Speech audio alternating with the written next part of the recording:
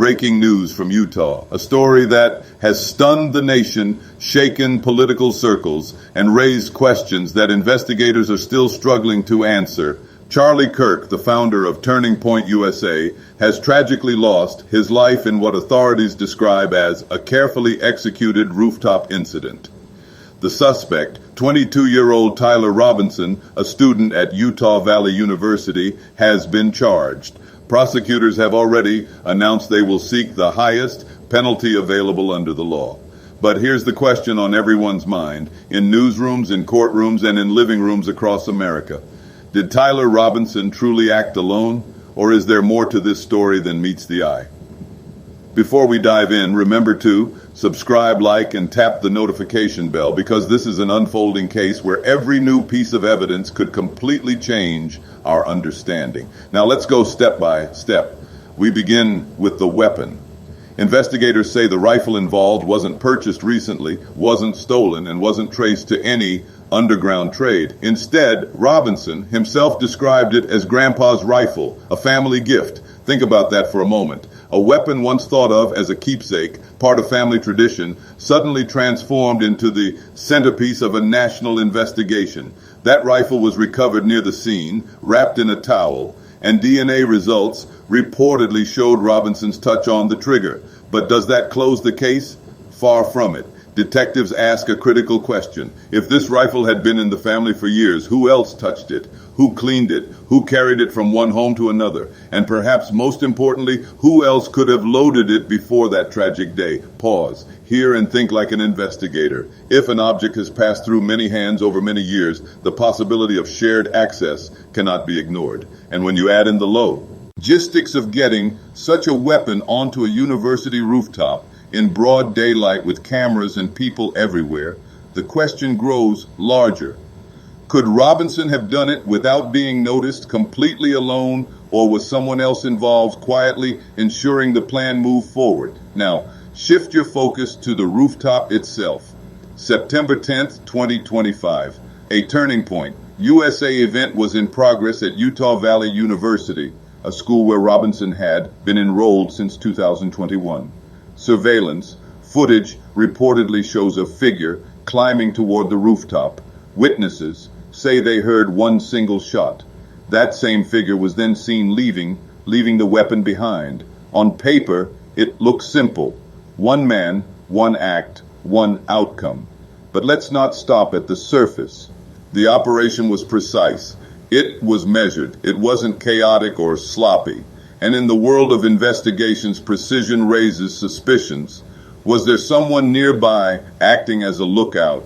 Was a driver waiting off campus to make sure Robinson could leave undetected? Was there communication to coordinate timing? Detectives know that planned acts often involve layers of support. People who never touch the weapon, people who never appear on camera, but who quietly play a role in making sure the plan succeeds. That is why the rooftop is not just a location. It is a symbol of planning, coordination, and possibly unseen assistance. But the trail doesn't end there. It moves online into the world of digital shadows. According to prosecutors, Discord messages and other online communications played a key role in establishing probable cause for Robinson's arrest. These weren't random chats. Investigators say they revealed planning, intent, and even requests for deletion. Now, here's the mystery: that investigators are chasing online chats are rarely one-sided. They often include multiple voices, usernames, IP addresses, people scattered across places we may never see. Were those voices just encouraging, or were they instructing? Was Robinson radicalized by distant contacts he never met in person, or was someone close to him using these platforms to guide him step by step? Digital forensics experts know that nothing online is ever truly gone. Deletion often means only removal from one device. Backups, servers, and mirrored data may still hold the truth. And in this case, every deleted word matters. Now, let's step into the personal circle. Court filings reveal that during the manhunt, Robinson allegedly reached out to his romantic partner, his own roommate, confessing and asking them to delete incriminating messages. That partner eventually cooperated with investigators, providing information that prosecutors say strengthened their case. But this brings us to one of the most unsettling questions of all. What was deleted? If those texts simply reflected panic written after the event, that paints one picture. But if they revealed planning, instructions, or the names of others, then the roommate's phone could hold the missing link to proving this was never a one-man act. Forensic investigators are now working tirelessly to recover every trace, searching backups, cloud storage, and linked devices. Because in the digital age, what we try to erase often still exists somewhere.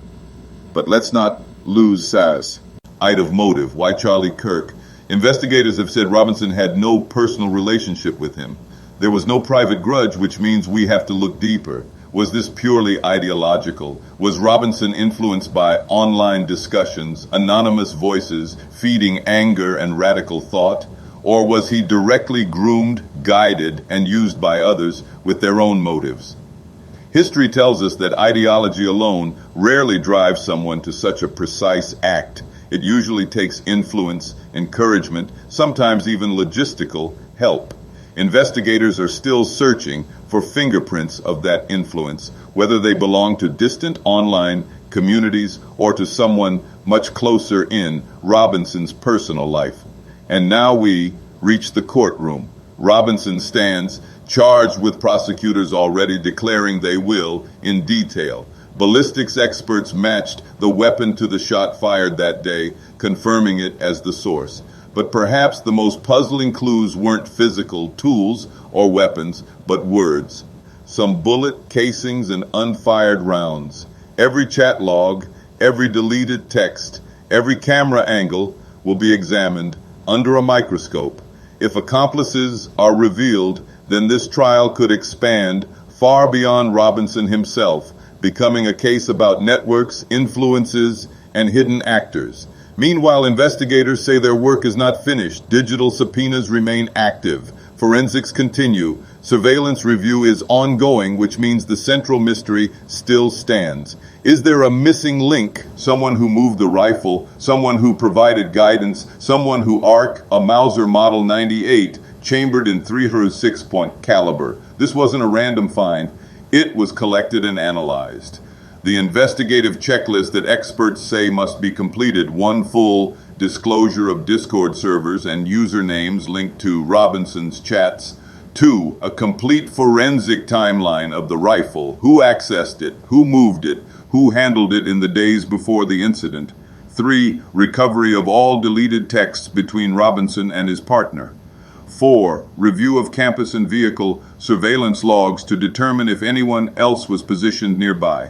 Each of these steps has the power to either confirm Robinson acted alone or reveal that accomplices remain hidden in the shadows. So where does that leave us? With a tragedy that is also a mystery. The rifle, the rooftop, the online messages, the deleted texts, they all suggest layers that have not yet been fully uncovered. Until every piece is revealed, justice feels incomplete.